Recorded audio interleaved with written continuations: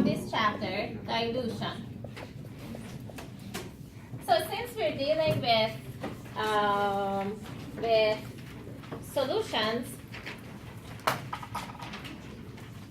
we need to know how to do dilutions. Why do we need to know how to do dilutions? You know, like in the lab today, or in fact next week, you're going to see different solutions of hydrochloric acid. You're going to see 0.1 molar, 0.5 molar, 0.05, I don't know, 1 molar, 2 molar, 6 molars. And each one of them are going to be in these small bottles. So how do we make these? Just to give you an idea, the concentrated acids, we buy them, of course. So you buy them from the companies. But let's say for one lab, we need 6 different concentrations of hydrochloric acid. What do? Do we buy 6 different concentrations from companies and pay? No, we don't do that. That's not what you do. You buy a concentrated hydrochloric acid solution because regardless of how many you buy, there is always a concentration that you're not going to have handy. And oftentimes in a real research lab, you're going to need a concentration solution and you won't have it available. You have to make it from concentrated. So most of the acids, hydrochloric acid, sulfuric acid, nitric acid, they come extremely strong. And those strong acids, we really don't use them in chemical reactions unless you react them directly with a metal or for cleaning purposes and stuff like that. So you need, like 90% of the time, make solutions with the property, with the molarity that you want to. And you're going to make diluted solutions from more concentrated solutions. So how do we do these concentrations? How do we do these dilutions? Is by knowing that the number of moles of solute will not change during the dilution or before or after dilution.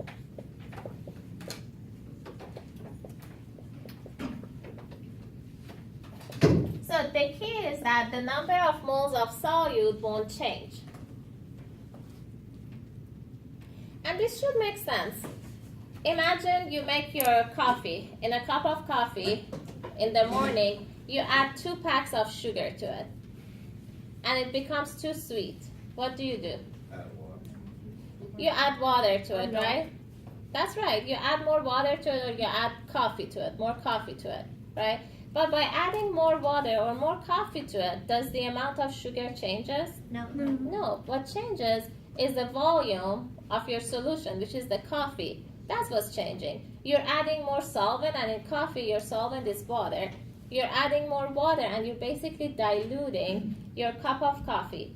So the number of sugar packets you had in your coffee before and after doesn't change. It gets less sugary, less sweet by adding more solvent to it. By the amount of sugar that was initially in there is not going to change. So that's the principle of dilution. Yes? Going back to that example with the coffee and the sugar packs, would the sweetness of the coffee be affected if you spilled some of the coffee out of the cup? If you just spit it out and don't replace it with anything, no. Okay. But if you spit out some of it and add more, because, you know, of course the volume of your coffee is limited unless you transfer it to a bigger cup. Otherwise, you need to spill some of it out and add more water to it, more coffee to it in order to make it less dilute. But the sweetness doesn't change. The sweetness of the coffee that's left in your cup is the same sweetness as the coffee that you poured out because the amount of sugar is the same in that sample. So dilution, this is the principle. Number of moles of solutes before and after dilution doesn't change. How do I find number of moles? Remember, molarity is moles of solute over liters of solution. Now I want to focus on the moles. So that would be molarity times volume. And I call this M1V1. And I call it before dilution equals to M2V2, which is after dilution.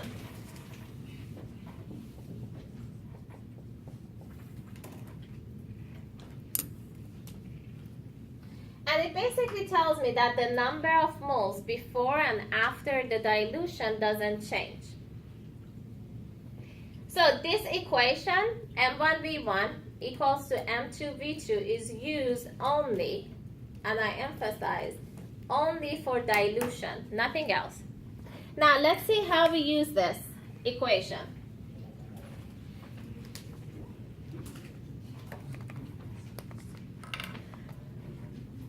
So this M1V1, which is the before the dilution, you can also call this your concentrated solution maybe.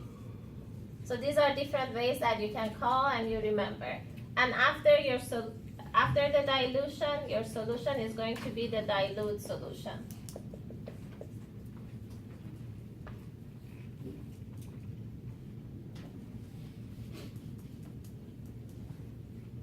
So let's see how we use this equation.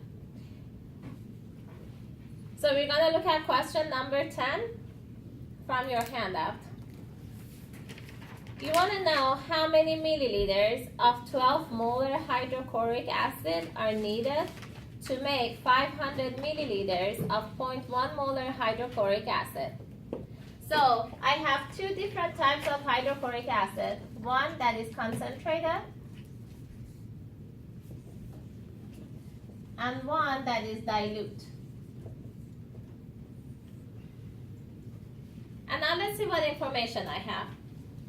So from the 12 molar, which is the concentrated one, I want to know how much in milliliters.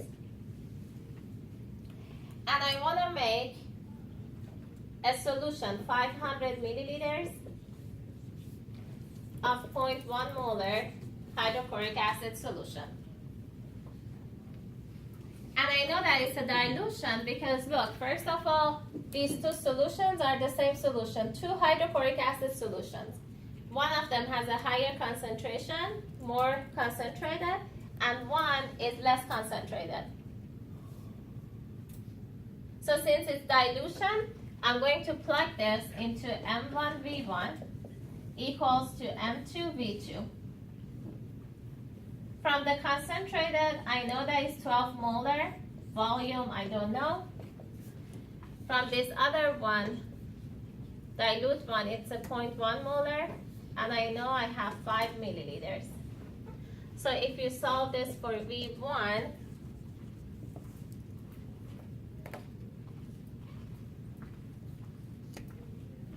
so it doesn't matter if it's in milliliters or liters? No, and I tell you in a second why it doesn't matter.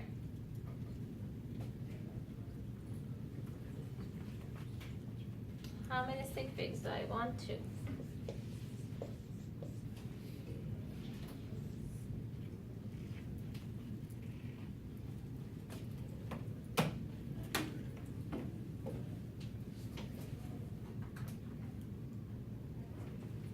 So that gives me 4.2 milliliters.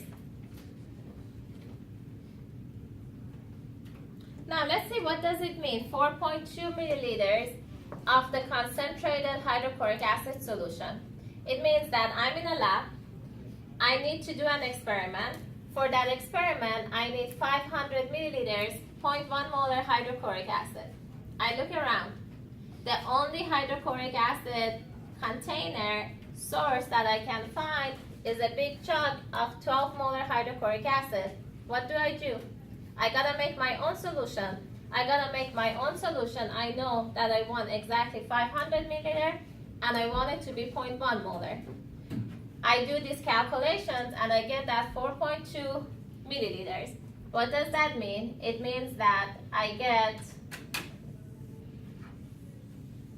put 4.2 milliliters of 12 molar hydrochloric acid in a graduate cylinder and I add DI water to this.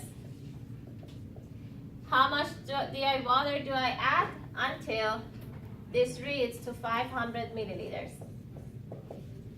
And I mix it well. By doing this, I know that this 500 milliliter solution that I have is 0.1 molar hydrochloric acid.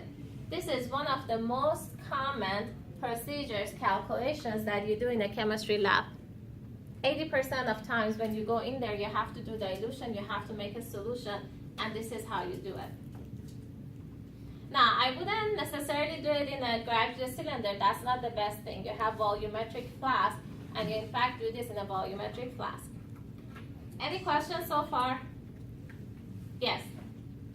Is solute and solvent the same thing as diluent and dilute?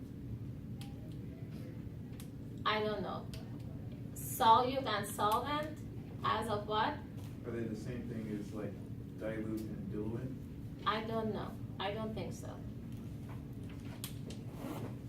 I don't even know. You're playing with words and I don't know. Now, getting back to this, why milliliters won't matter for this reaction? This is the equality. As long as the units on both sides of this reaction is the same, it won't matter. And you know, I'm not asking you for volume in liters. So this won't matter. When you plug it into M1V1 equals to M2V2, and if I'm just solving for volume, it doesn't really matter. Since I use milliliters here, it means that from this side, I'm gonna have milliliters too. As long as they both have the same unit, it doesn't matter. You can plug them into the equation, and from there, if you need a specific unit, you do your conversions later on. Okay? Questions? Okay, stop this please. I want you to finish all these practice problems.